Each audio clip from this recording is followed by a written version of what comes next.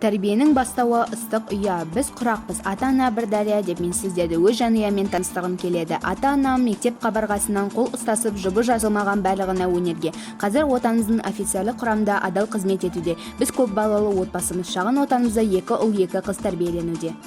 Әкем бақыт, береке бастамасы, жүрегі шаңырақтың астанасы. Әкеміз Бақытжан ұлы патша, біз балалар оның жас қаласы деп айткатайым жайлы бастасам. Тараз қаласының тумасы, жастайынан спортқа жаны әуес. Сол себепті біздің де қанымызға сіңген. Бауырларымды бос кезінде өзі жаттықтырады. Қыздар да қалыспаймыз.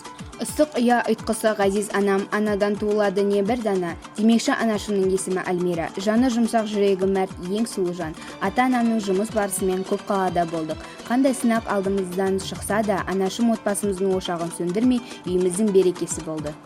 Кез келген уақытта қысылмай, көмек сұрай алатын мен дегенде жаны бөлек бауырларымның ортасындамын. Әпке деген атыңнан айналайын, қамқор болып жүресің бізге лайым. Үйіміздің үлкеніміз Анель әпкем барлығымызға бірдей қарайлайтын. Биыл мектеп бітіріп, білімін жоғарғы оқу орнына шыңдамақшы. Тәттілер пісіріп бізді қуантады, менің ақылшым қолдаушым.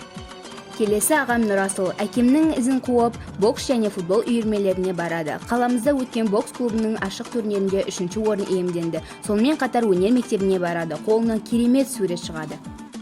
Содан соң Әйгерім, биыл білімді шыңдап Назарбаев атындағы мектепке түстім. Нағыз қазақ емес, нағыз қазақ домбыра демекші күй шерткенді ұнатам.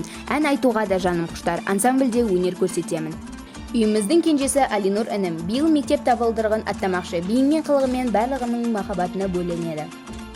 Жан ұямызбен алыс жолға шығып, еліміздің табиғатында дем алғанда, жексенбі күндері таңертең спорт алаңында шұғылдан, отбасымызбен сенбілік құрып, босағанда ата-анамыз біздің білімізді шыңдап, көрмелерге алып барады.